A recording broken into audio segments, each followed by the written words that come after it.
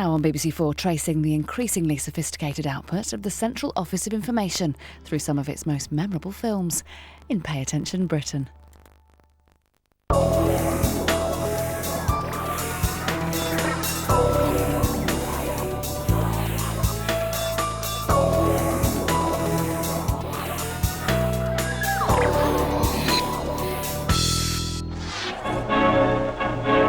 Every day in London there are 7 million passengers carried by 5,000 buses.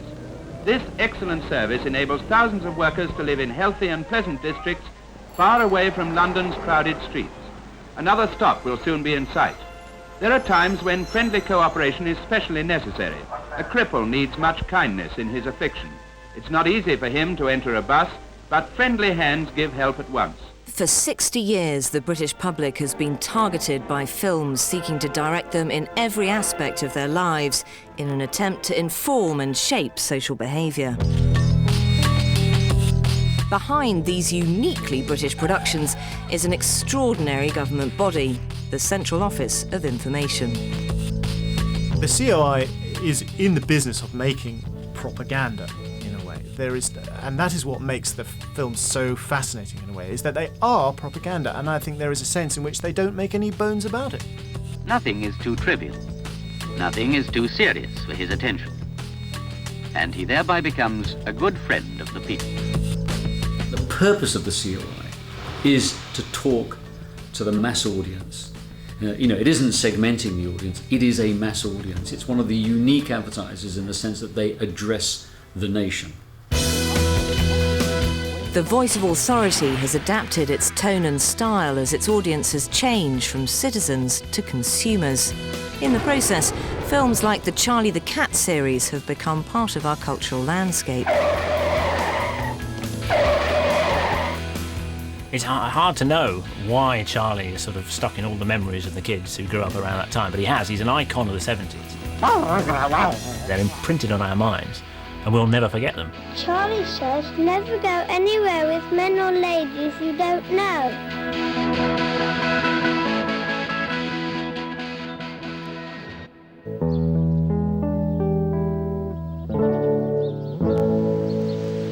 During the Second World War, the government established a special department, the Ministry of Information, which was responsible for wartime propaganda. In 1946, it was renamed the Central Office of Information and became the official mouthpiece of the government in peacetime.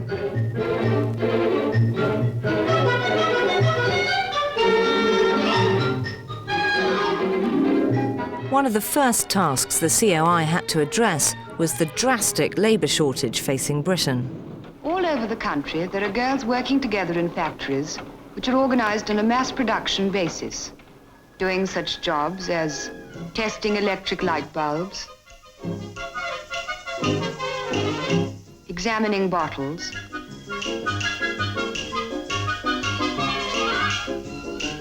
labelling scent bottles, folding overalls. Of course, enormous numbers of women had joined the workforce during the war.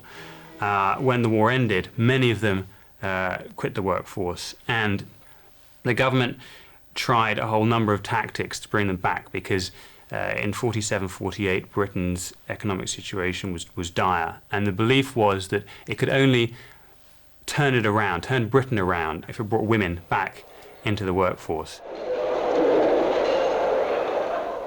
Oh, Miss Turner, just one moment. You remember these girls? They were in your department just before lunch. Oh, yes, I remember. Well, what do you think of it? Ooh, I think I get mixed up. It seems so quick. They always say that at first. It's a bit like knitting. You can do things with your hands and talk or listen at the same time. That's Grace, by the way, one of our team. In light, repetitive work, you're basically getting the patronising tone, which we've kind of come to know from these films. It's really starting to establish itself. This is basically somebody from the ministry basically saying to the workers, this is what you should be doing. You should be working in a factory making little Swiss rolls covered in chocolate, because it's a good thing to be doing, because these can get sent off to people who can afford them and they can eat them, and that's good, and you'll have work and therefore you'll be occupied. And guess what? You can speak to other people of your own class. You can have a little chat in the canteen afterwards. It's marvellous. And wear a hairnet. There are some jobs more skilled than others, but you can't expect to start on this sort of thing right away. It's the most patronising thing you'll ever see, and it could never exist now. It just couldn't exist because the class divisions are just so blurred. In those days, it was fairly clear. The workers did the work, the people with the white shirts on still wore bowler hats and did all the paper pushing, and the people above owned everything, and that's how it worked. Sylvia doesn't worry her head about a thing. She only wanted to join Grace. They were at school together, but Grace left before her.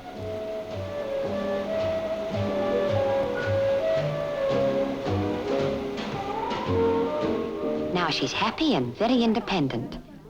She's generally planning what she'll do with the money she has to spend, and likes to go off on her own, gazing at shop windows.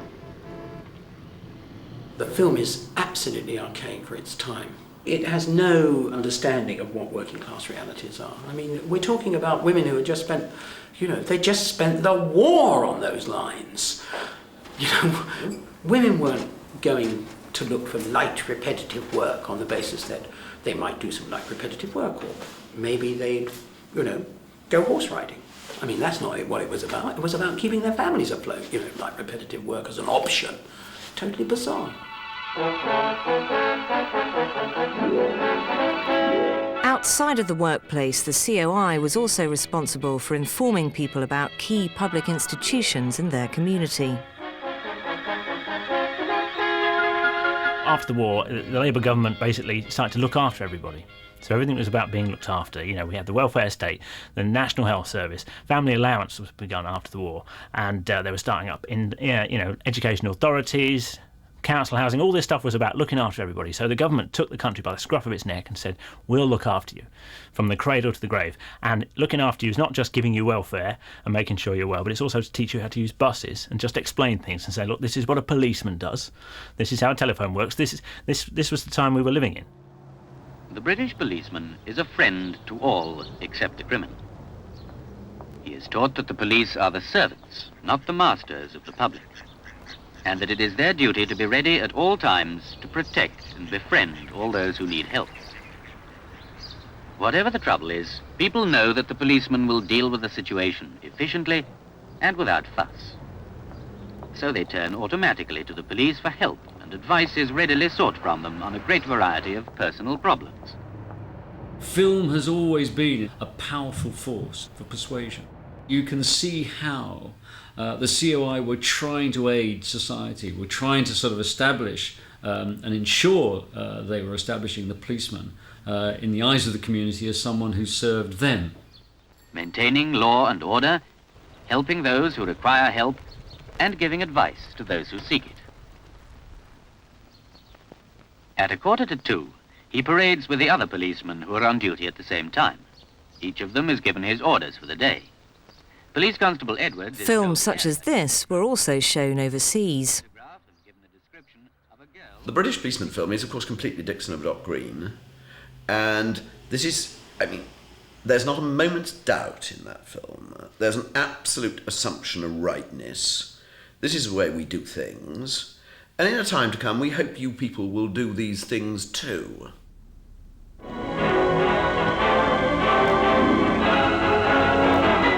Former colonies were now being flooded with films promoting a positive picture of Britain. By the 1950s, the government was turning to these countries to solve its continuing labour shortage.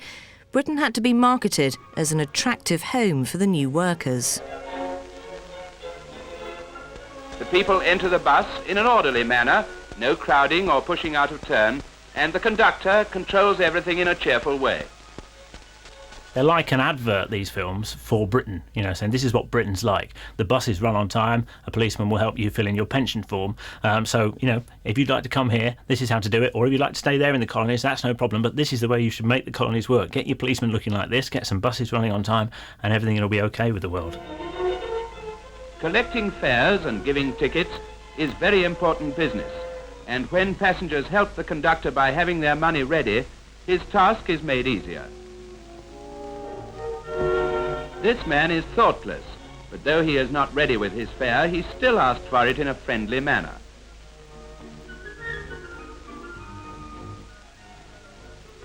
It's hard to imagine that there would need to be a film explaining pretty much how buses work, but that's what this film does really. It says these are buses, this is what they look like, this is what happens. They come at regular intervals. You stand here, you queue in an orderly fashion, and you can catch these buses and then go from place to place. So it's quite basic stuff, I would have thought. But nevertheless, we had a lot of people coming over from the Commonwealth for the first time, and this is addressed in the film by two African students walking along in the middle of the country.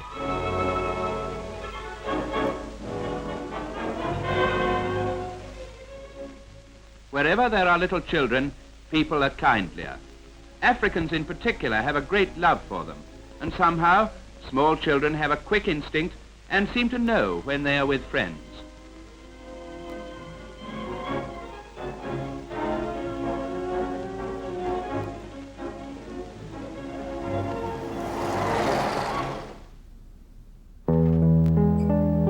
The COI's operation was run from its base in central London and staffed with more than 1,000 civil servants. It was a huge state-owned production company which employed leading British filmmakers to interpret its messages. Directors like the surrealist Richard Massingham found increasingly innovative ways to speak to the audience. What a Life offered a subtle, if bizarre, lesson on keeping up morale in the face of social and economic crisis. Good morning, old man. How's the situation? What do you think? Look at us here, waiting like tramps for a lift.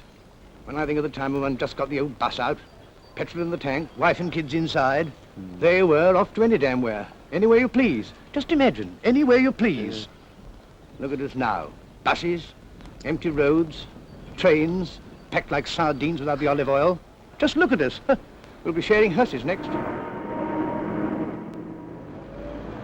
It's about two men who basically say life is terrible, because clearly it was for a lot of people. After the war, it's a pretty grey time. You know, we're watching a grey film. I think it was a fairly grey country to live in. And they're having a miserable time. There was a sort of conflict between the triumphalism of victory, don't mention the war, which goes on forever, of course, but at the same time, of course, victory had not delivered much. It was a period of complete austerity. See? If only one could get out of this hole, take Italy now. Everybody's moaning about the trains and about all sorts of other stuff, and buses not coming on time, all the things that you don't normally see in these kind of public information films. Have one of these, cut down to 5 a day now, and a sore throat in the bargain. Don't know what life's coming to.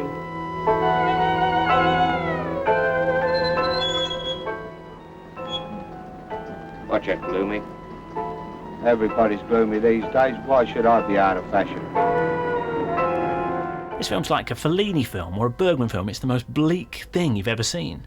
There's close-ups on faces and these eyes full of pain and fear and lack of hope. I tell you, in 5 years' time there won't be any worries, because there won't be anything left to worry about. Less of everything, except, of course, work and trouble. How much longer is it going on? You think we've reached the bottom. Not on your life. You wait and see. Work faster, what the hell for? Might as well give up. Work harder, what the heck with? Those were the days. Things will never be the same again. It's all very well talking about the words. Why can't they do You something? can blame it on the weather if you like, but they should have known. Why the hell should we put up with it? Let's face it, old boy, one might as well call it a day. Call it a day, I call it a downright scandal. What's the use? From bad to worse, old boy, from bad to... And at the end, they go out in a boat and they put these big concrete things around their necks and they jump off to kill themselves. But they land in about 2 foot of water and start laughing.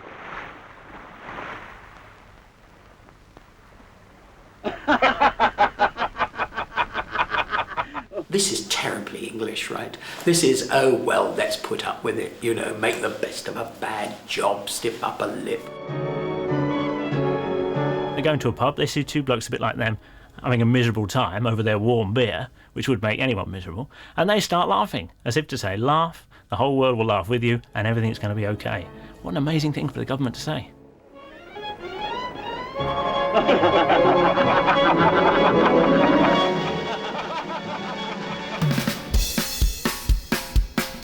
Whether the message was direct or surreal, the COI's films were largely shown to cinema audiences. Now he'll be laid up for weeks, all because he didn't know how to lift the correct way. After you.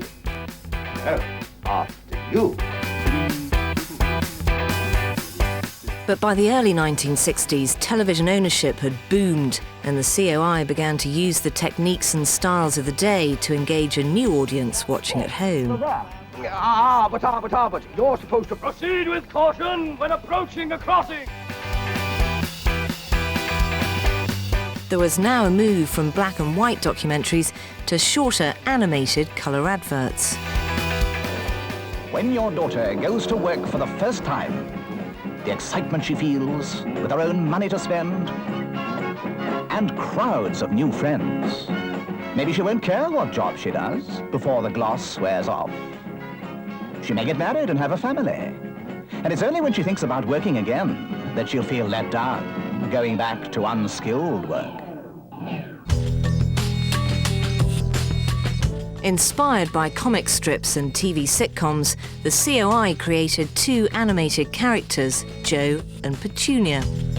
They were used to address the government's concern about antisocial behaviour. Oh, yes. It's ever so nice in this field, but I'm glad those cows have gone. Aye, they're taking themselves off for a walk down the road. Look, through that gate I opened. The one marked private. Oh, yes. Well, in the 60s, order was starting to break down a bit. People were starting to have ideas. You know, this is a bizarre thing that wasn't allowed in the 50s. People are having ideas, looking outside of this country for inspiration, whether it's political or just lifestyle. And so I think there was a need, from the government's point of view, to draw people back in and say, no, there are ways to do things and there are ways to behave. And it was quite subtle by saying, for instance, if you go into the country, like Joe and Petunia, this is how you must behave when you're in the country. But what it was also saying was there are ways to behave generally in life. You're really dealing with a sort of, implicitly, aren't you, with an attempt to affect public behaviour. It's, you know, it's Tony Blair talking about respect and all of that. Hey, I've hit that bottle, Petunia. It smashed up a tree. Oh, very clever. You know, there's a farmer down there with a purple face. The Joe and Petunia animations in support of the country code, again, they look pretty quaint to us now. They are pretty broad in their comedy. They show two northern people, i.e. pretty stupid, being confronted by a farmer who speaks like that, and his face has gone all purple, and he's pretty stupid as well. Well, I don't think he looks very friendly. Maybe you're right. No, it can't be anything we've done. No. But I won't stay where I'm not wanted. Come on, Joe. When folk come out to the country, why oh why won't they follow the country code? By the 1970s, the authorities realised there was now a captive audience of children watching television at home. The COI began to produce safety films that bypassed parents and spoke directly to the children themselves. Charlie says that if ever you see a box of matches lying around, tell Mummy because they can hurt you. The Charlie cat adverts from the early 70s, which showed a little boy and his cat in each ad appearing to warn the little boy, and by that token ourselves, of some terrible danger. These had a kind of rough-hewn honesty and sincerity, because they were coming from the mouth not of an adult or even a child, but from a cat, which had the effect, the perhaps paradoxical effect, of being the ultimate truth, in that this cat, this domestic cat, would appear to be the repository of all wisdom.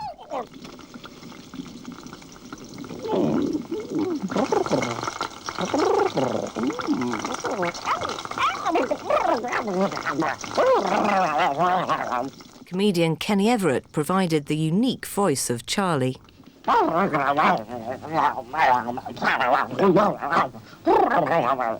Charlie says that stoves are dangerous to go close to because there are so many hot things there that can hurt you. The cat is very smart, and the kid is kind of sometimes smart, sometimes not, and his mum's there, and it's all shot from a child's eye view. You know, the mum bends down, that's when you see the mum. It's mostly the legs. It's like Tom and Jerry, you only ever saw things from ground level. So that's very appealing to kids. And basically the boy and the cat go out. Amazingly, the cat goes out, and they're on the swings in the park, and they get into trouble. And usually Charlie gets them out of trouble. They go home and then get a treat, which is an apple and a fish, respectively. The most disturbing one is when the boy and his cat are in a playground. And you see in the background an unnamed adult who appears, as it were, on the horizon and then disappears again, and then suddenly appears right in the front of shot, and you realise that this is some sort of dirty old man, and this is a "Don't Talk to Strangers" ad. Looked at now, that film sends shivers down your spine. Then this man came up and said, "Would I like to see some puppies?" And I said yes. And I was going to go, but Charlie stopped me. Charlie's reminded me, my mum says I shouldn't go off with people I don't know. Then the man went away. There's no finger wagging in these films, and that's quite important, I think, because if adults tell you to do stuff, you go and do it. Whereas if the little kid tells you to do it, he's gone out and he's tested the water for you. Charlie's fallen in the canal. They've almost played with matches. They almost went off with a bloke who's got some puppies. So they've been out there into the world. They've tried this stuff out. They've realised it's not good. Come back into the home, and now they're telling you in your home, don't do it. We tried it. It's bad. Charlie says, always tell your mummy before you go somewhere. The Charlie adverts, for those who remember them, became so well known and so familiar that, of course, like, say, rhubarb and custard, they have a kind of cult status, which is why the Prodigy sampled them.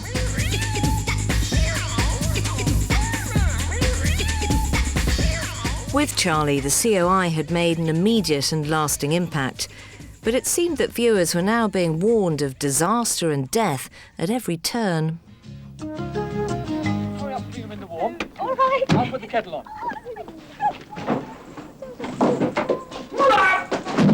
And to think he'd only just come from the hospital.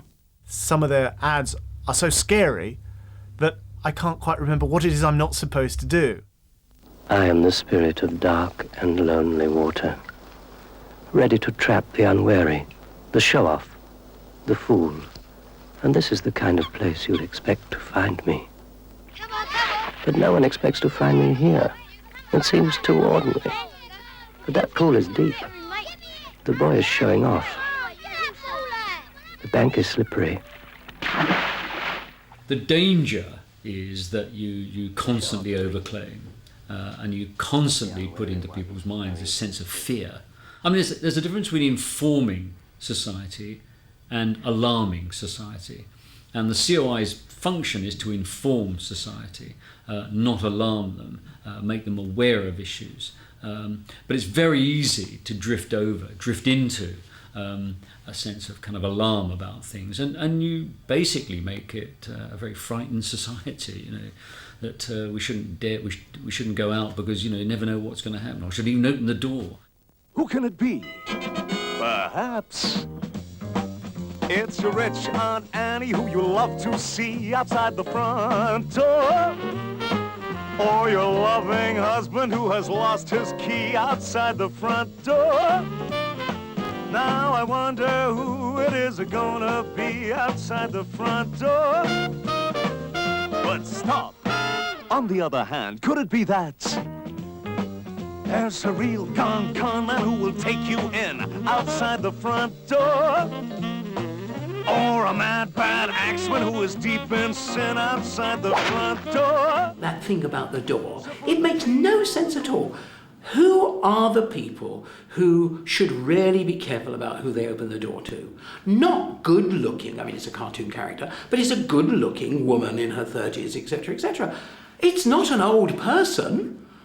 That is absolute madness. You put the chain on the door before you let them in. I mean, it's hard to know who was supposed to relate to these messages. Let them in through the front door. See who's there first before you open the door. Put the chain on.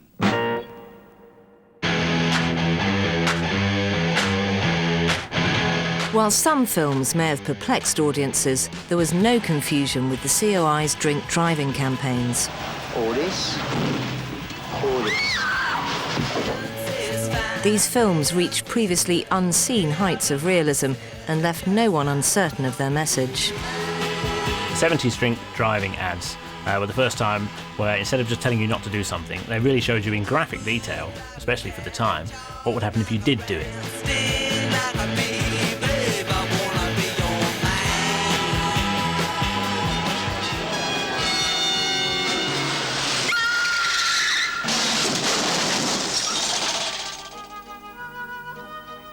It is very much rationalised by the idea that people are becoming inured to these government films, that actually if we don't do something extreme, they'll ignore them, they'll just let them go by. So we have to take more poetic licence, we have to create films that people are going to be shocked by.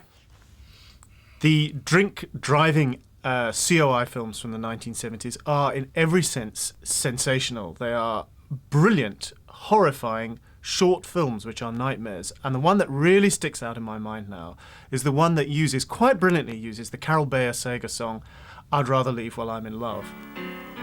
I'd rather leave while I'm in love, while I still believe the meaning of the word. Now, that song is kind of gloopy and cloying on its own, and yet used in this context, it becomes simply electrifying.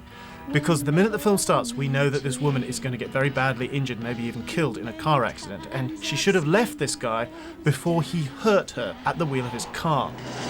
Somebody's heart gets broken, usually it's mine.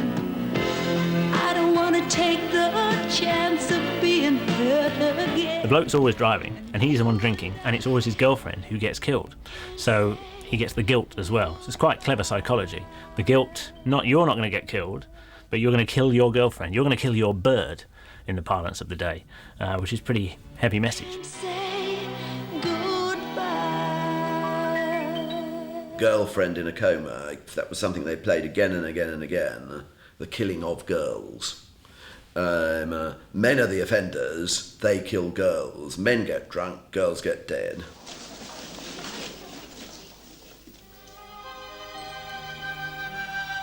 They do what any good horror film does, which is set everything up, set the equilibrium up, and in fact make it very glamorous. The music's playing, they go to clubs, they have a drink, they have a great time, they go to a concert, then they get in the car, they're still having a great time, and then bang!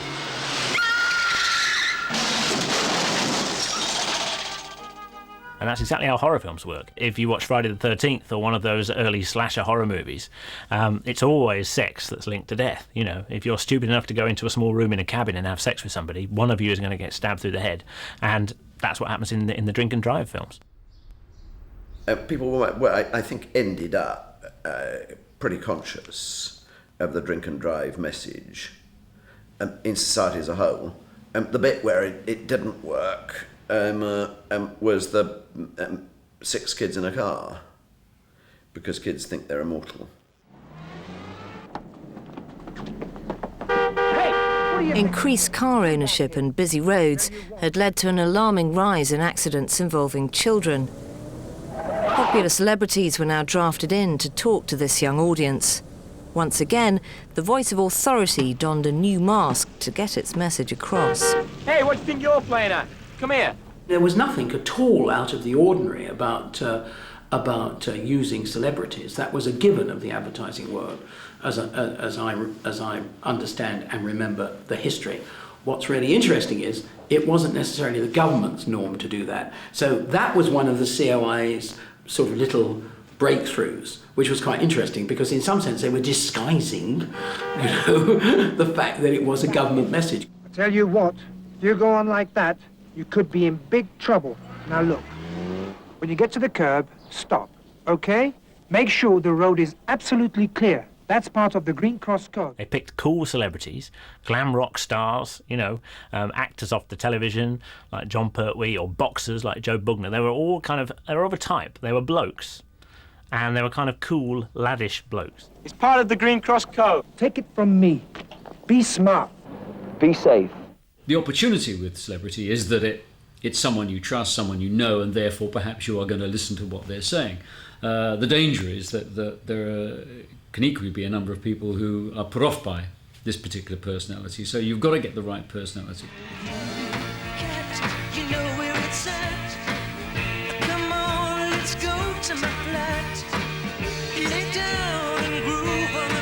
Brilliant campaign to use Alvin Stardust. You know, we can all be clever about it now, but he was a really cool pop star at the time. You know, he was in the charts all the time. He was on top of the pops. To use him to tell kids to look and listen when they cross the road is a good thing. How good it was for his career, I don't know, because it's not very rock and roll, is it, helping kids across the road? Just look at them. They must be crackers. A double-decker bus could be right on top of them and they'd never even see it. Hey!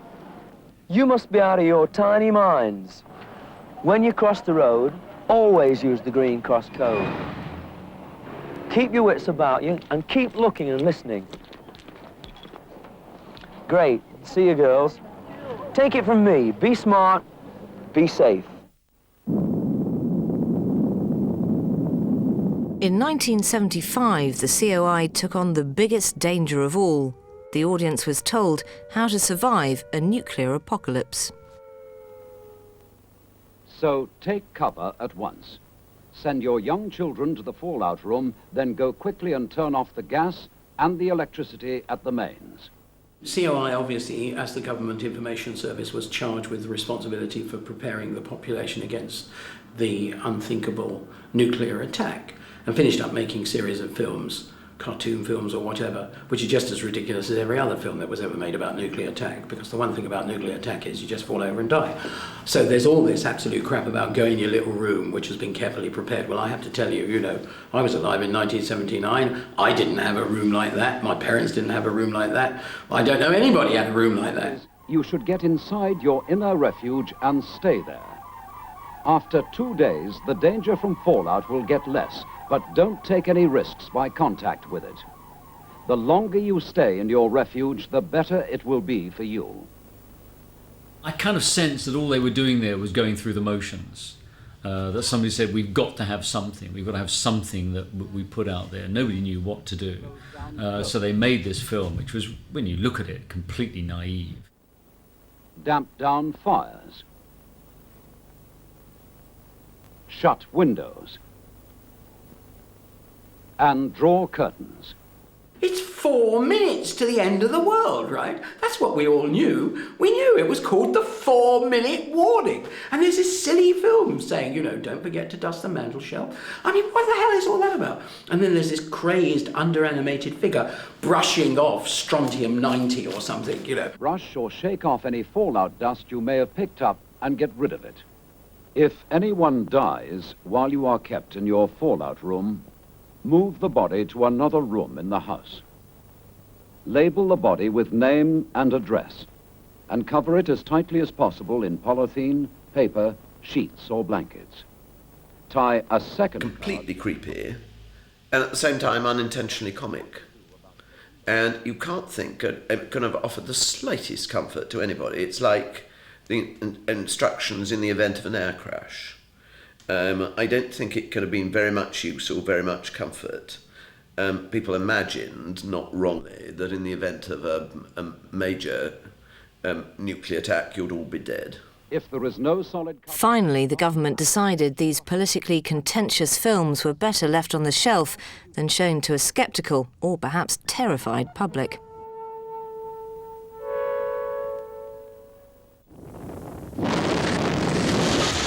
There is now a danger that has become a threat to us all. It is a deadly disease and there is no known cure.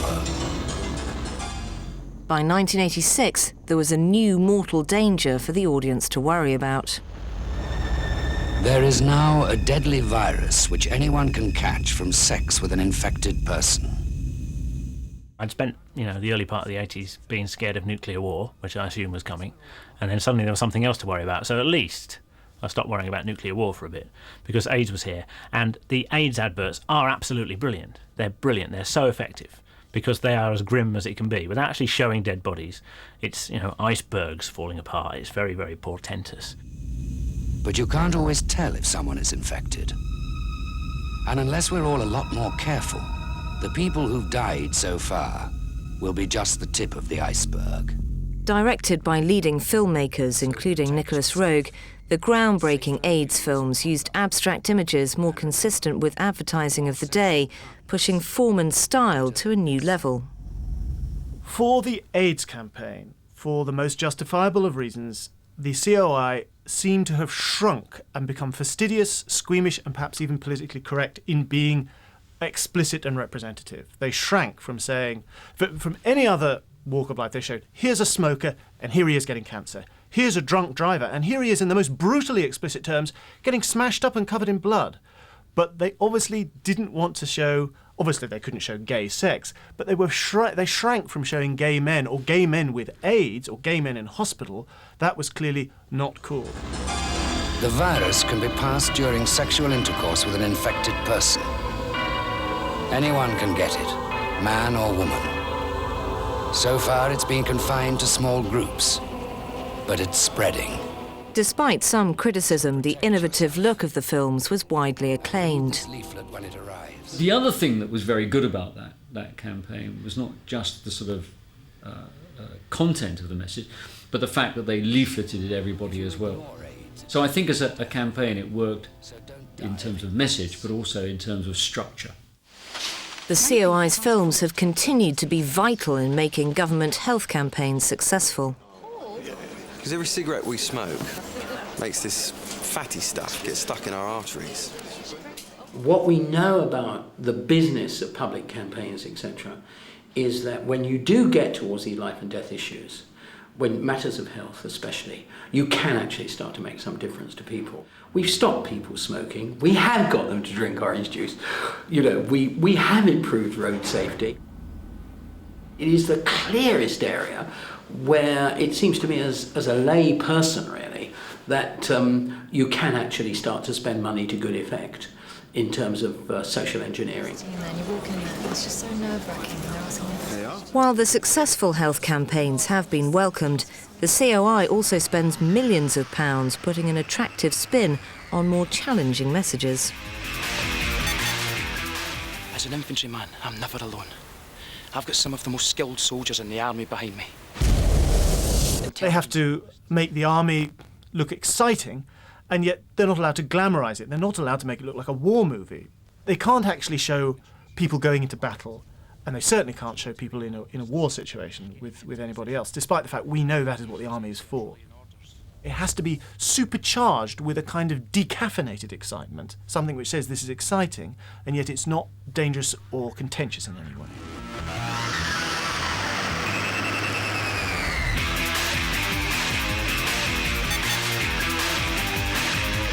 In today's media-saturated world, the COI faces far greater competition for the attention of a more sophisticated audience.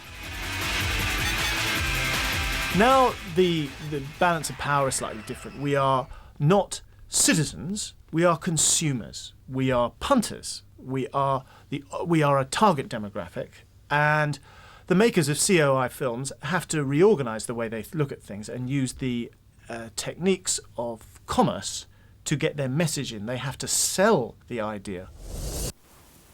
But even now, it's easy to forget the government is behind the messages.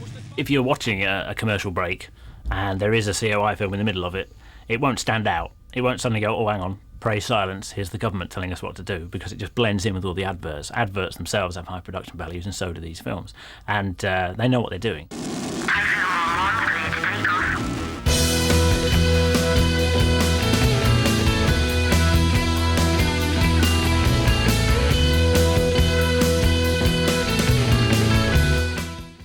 As BBC4 celebrates all that is 1973 next week, don't miss TV 1973 next Thursday at 9. Next tonight we take a look at the last wave of British cinema in the 60s, from James Bond to Carry On, in Hollywood, UK.